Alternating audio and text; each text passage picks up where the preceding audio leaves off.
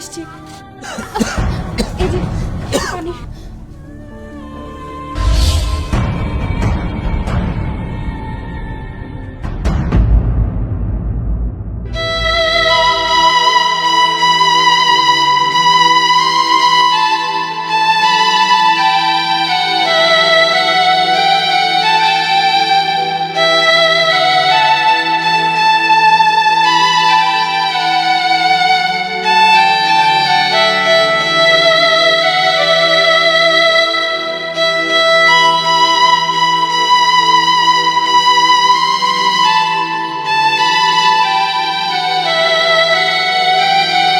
দাঁড়ান।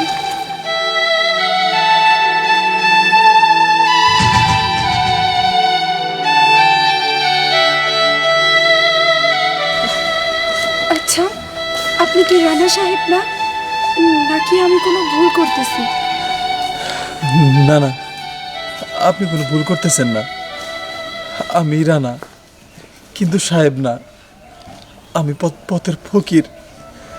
আজকে আমি অহংকারের কারণে আমার পতন হয়েছে।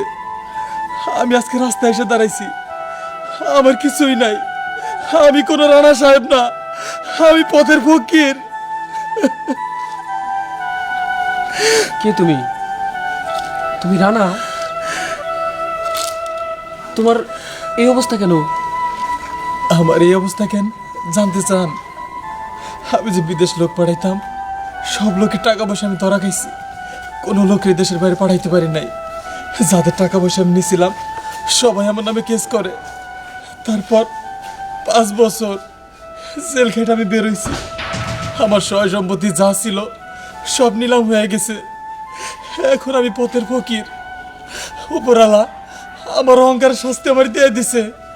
আর এলাকার মানুষ এখন আমার দেখলে থুতু দেয়।